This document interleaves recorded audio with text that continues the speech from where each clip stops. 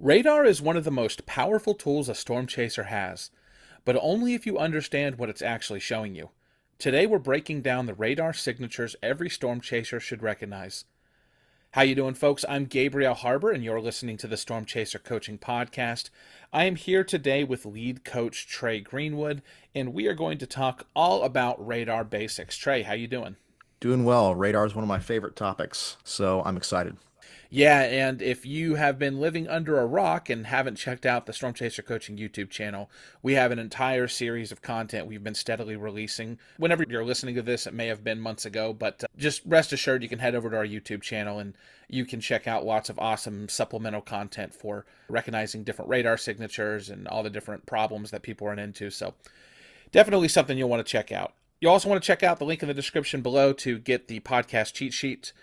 It will give you the notes for this episode. Just fill it out, and then we will email you a link to those.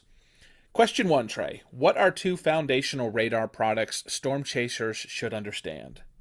So the two basic ones that really everybody should have, even if you're not a weather enthusiast and should understand, are reflectivity and velocity.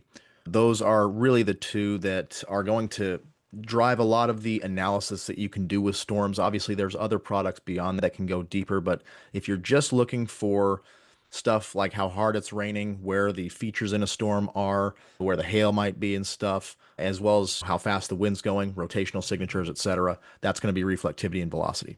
What does reflectivity tell us about a storm, Trey? So I like to liken reflectivity to how hard it's raining mode. So it basically tells us the intensity of precipitation within a storm.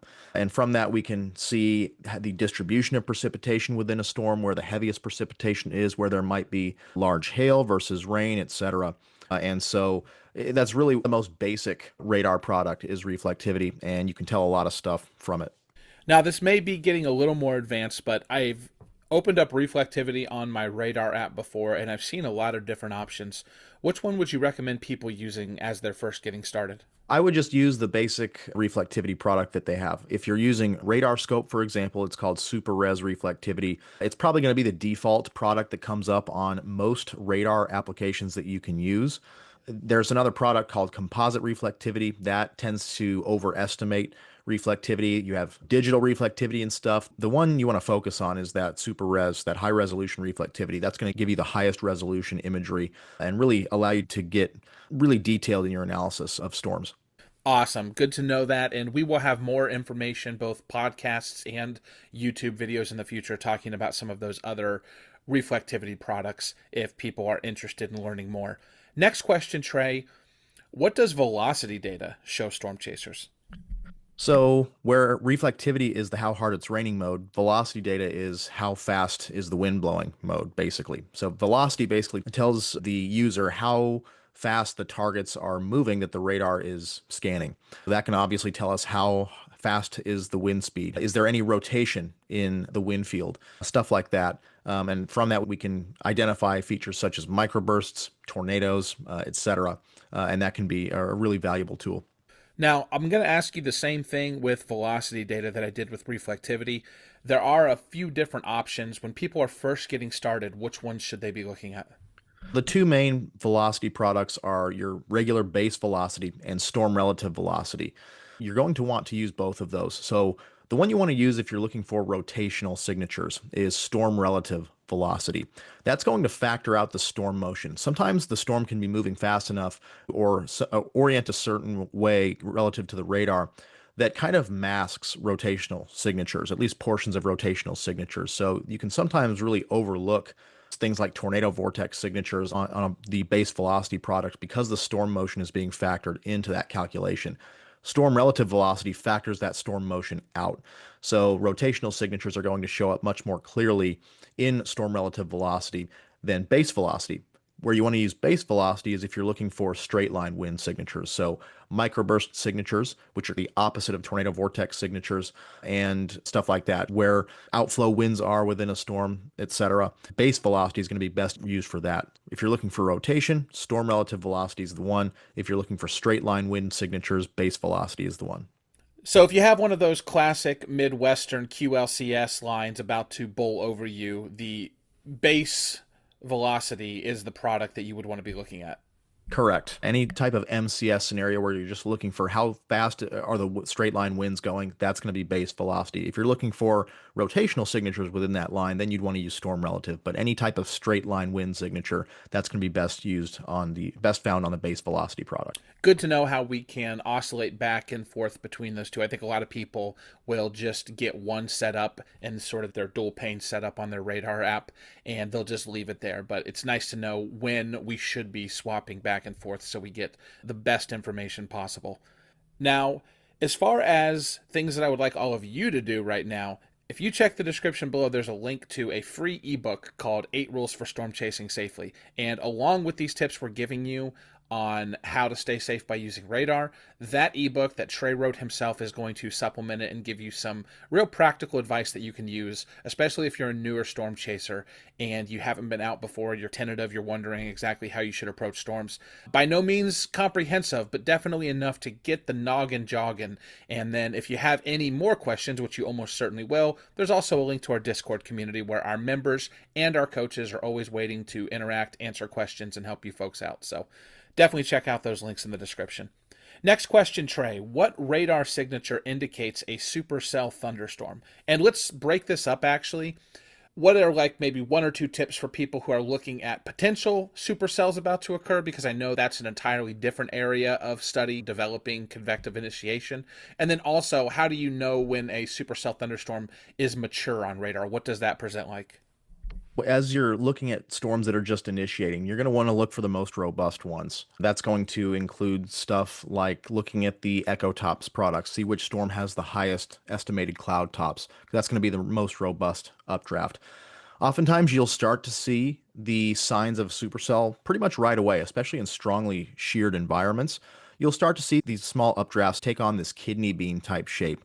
And that's how you can tell there might be a little bit that precipitation is being vented in such a way that might indicate that updraft is a supercell.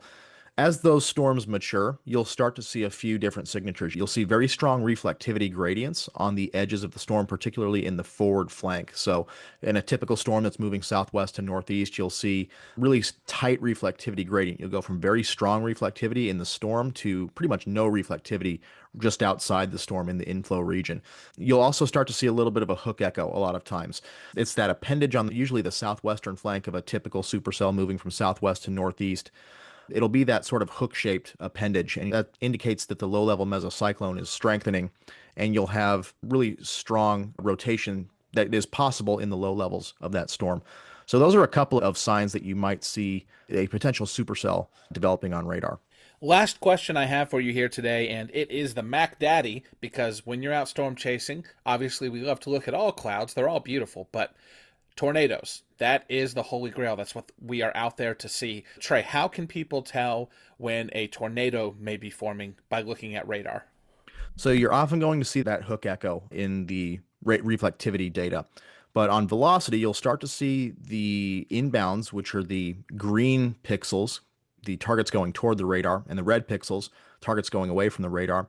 You'll start to see those become strong right next to each other. That's what we call a tornado vortex signature or velocity couplet. So you'll see a really tight velocity couplet that starts to develop as a tornado is forming. That means low-level rotation is increasing, and when low-level rotation increases, that's usually a good precursor that a tornado is about to form. And then if you don't have a visual confirmation of a tornado, maybe you're not quite to the storm yet, or you're just looking on radar, and you see a strong velocity couplet, sometimes you can start to see another product called correlation coefficient. You might start to see some lowering of that correlation coefficient when there's debris being lofted. So that can be a confirmation that a tornado is starting to occur and actually loft debris. But in the velocity data, the main signature you're going to look for is a strong velocity couplet. Those really tight, strong reds and greens basically right next to each other in a very small area. That is a classic sign that a tornado is about to occur or is occurring. And of course, I want to add the caveat that you should always be pairing this with visual confirmation as well, because radar can tell you a lot, but what you're seeing with your own two eyes is always the most important thing. Yeah, you always want to use all of your tools in tandem. So you don't want to just look at, say, reflectivity or just look at velocity. You want to look at reflectivity and velocity and some of your other products like correlation coefficient, along with your visual clues that you have.